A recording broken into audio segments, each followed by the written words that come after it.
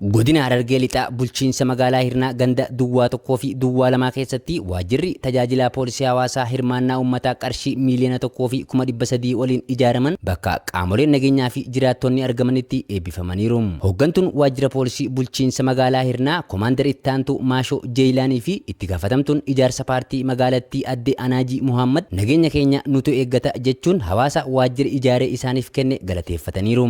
Community jechuun ummanni baasii tokko malee sochii isaa gamaa gama osoo hin deemne man ofii keessatti baasii fi fiigicha tokko malee man ofii keessatti gargaarsa kan ittiin argatu waan ta'eef ummanni nu bira dhaabbattanii community jechuun keenya nu jaarata nutu laallata jettanii nu bira dhaabbattan baga gammaddan baga gammanne isiniin jaa. Nageenyi keenya jettanii iddoo kanatti buusiidhaanis haa ta'u deeggarsa garaagaraatiin asitti buufattanii mana kana fakkaatu jaarrattanii nageenya keenya ganda keenyatti kan joosan mirkaneessuu keessan ani hodduu itti gammadeetiin jira galatooma isiniin jechuun barbaaderra deebi'ee. Sirna eebbaa kana irratti kan argaman itti gaafatamaan kutaa olaanaa itti seekkaa Komaander Tasammaa Nyaaphoo fi itti gaafatamaan kutaa tajaajila poolisii hawaasaa qajeelcha poolisii godina Harargee Lixaa Inspektar Itti Aanaa Asladdiin Ahmad waajjirri ijaarame kun iddoo rakkoon uummataa itti furamu waan ta'eef qaamoleen nageenya asitti ramadaman cimanii hojjechuun araddoota biroof fakkeenya ta'uu akka qaban dhaamaniiru.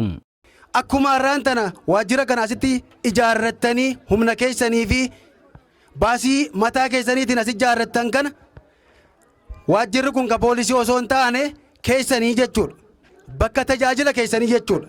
Bakka rakkootti hiikkattanii jechuudha. Qaamni naannoo kanatti tajaajila hawaasaatti ramadame hawaasa ofii bifa tasgabbaadhaan tasgabbeessinee eessa deemta maal taate kan sodaachu taanaan gaggeessinee gara mana ishiitti manaan geennee kan nagaan deemu taanaan nagaan deemu rakkoon hin jiru jennee nageenyummaa araddaa keenyaa ollaa keenyaa akka magaalaa Hirnaatti fakkeenya ta'uu qabaata gandi Duwwaa lamaa. Haaluma wal fakkaatuun godinuma kana bulchiinsa magaalaa Baddeessaa Araddaa Odaa keessatti waajjirri tajaajila poolisii hawaasaa hirmaannaa uummataatiin ijaarame bakka itti gaafatamaan kutaa olaanaa itti seekkaa qajeelcha poolisii godina Harargee Lixaa Komaander Tasammaa Nyaaphoo kantiibaa itti aanaa fi hawaasni naannichaa argamanitti kan eebbifame yoo ta'u waajjirri kunis baasii uummataa qarshii miiliyoona 2 oliin kan ijaarame ta'uu hoogganaan waajjira poolisii bulchiinsa magaalaa Baddeessaa Komaander Biraanuu Caalaa sirna eebbaa kana irratti ibsaniiru.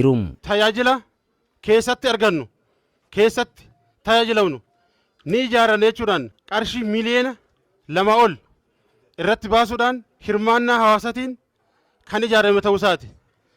Ijaarsi kun immoo kan keessatti tajaajilamnu kan keessatti kennaa tajaajilaa qulqulluu fi si'ataa ta'e dhaqqabaa kan ta'e keessa kennuudhaaf kan of qopheessinee fi hawaasa keenya tajaajiluudhaaf of qopheessuu keenya kan agarsiisu ta'uu isaati jechaadha. Qaamoleen nageenya lubbuu isaanii kennuun nageenya keenya eegan cinaa dhaabbachuu qabna kan jedhan immoo kantiibaa itti aanaa bulchiinsa magaalaa Baddeessaa obbo Muhammad Kamaaliim.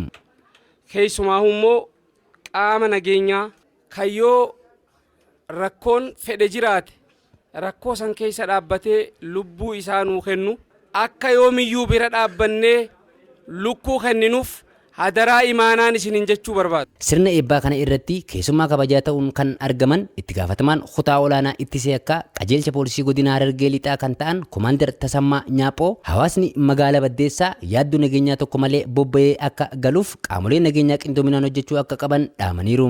Guyyaa har'aarraa kaaseeti gaachana sirnaa paatroolii daawwii milishaa keenya bal'aa wajjin ta'eeti nageenya araddaa Odaa eegaa jechuudha. Akkasitti magaalaa Baddeessaa hawaasi isaa balbala isaa banaallee godhatee yoo bule kan of hin shakkine kan waa tokko of hin yaadne ta'uu qabaataadha. Qaamoleen nageenyaa fi jiraattonni naannichaa dubbifne tokko tokko afooshaa fi namoota ijaarsa waajjirichaaf tumsaa turan galateeffachuun deeggarsa gama kanaan eegalan cimsanii kan itti fufan ta'uu dubbatan. Isa kana immoo hojiidhaan gammachiisanii nageenya aanichaa nageenya magaalichaa mirkaneessuun kennata jechuudha. Kanaafuu isaa adda afur isaan tajaajilaa hanga lubbuu wareegamuu qophiidha jechuudha. Hirmaannaa hawaasaatiin tilmaama miliyoona 2.5 wayiin mana kana jaarsifannee arra sadarkaa nageenyaa jirra. Asumaan afooshota Amadoo Sheelii kajaamuu jira. Afooshaan san 18,000 deeggarsa yeroo saniif na gargaare asumaan illee ergaatti galatooma jechuun hin barbaada. Afooshota biraallee hedduu jira. Akka Khadijaa Abdullee 8,000 nu kennuudhaan akkasitti Muhammad Isaa afooshaa dubartoota nama 200 ol 10,000 sitti ummati isaatis na deeggaruudhaan asumaan isaanillee galatoonfachuun barbaada. Ganaallee mana akkana fakkaatu araddaa hunda keessatti jaarrannee nageenya keenya mirkaneeffachuudhaaf qophiidhaan jira. Nama isaanatu hattuu nama isaan saamu maddiin jira halkanii guyyaa isaan keessa jedhee tajaajiluudhaaf qophiidhaan jira.